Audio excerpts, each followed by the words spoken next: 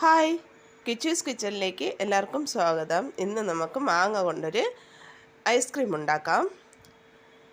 മാങ്ങേനെ ഇങ്ങനെ നന്നായി അരിഞ്ഞെടുത്ത് ഇങ്ങനെ എടുത്താൽ മതി. തൊലി ചെത്തിയിട്ടാൽ ചിലപ്പോൾ അത് നല്ല മഷി പോലെ അരഞ്ഞു വരത്തില്ല, തൊലി അങ്ങനെ കിടക്കും. അതുകൊണ്ട് ഇങ്ങനെ എടുക്കുന്നതാവും സേഫ്റ്റി. അതിലേക്ക് 2 ഗ്ലാസ് പാലൊഴിച്ചു. ഞാൻ ഒരു 8 സ്പൂൺ പഞ്ചസാര ഇട്ടിട്ടുണ്ട്. 2 ഏലക്കയുടെ കുരു ഇട്ടിട്ടുണ്ട്.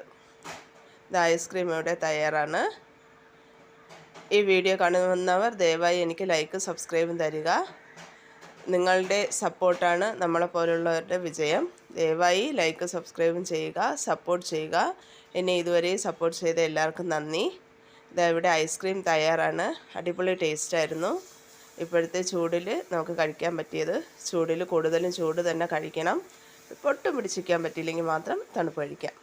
Thank you.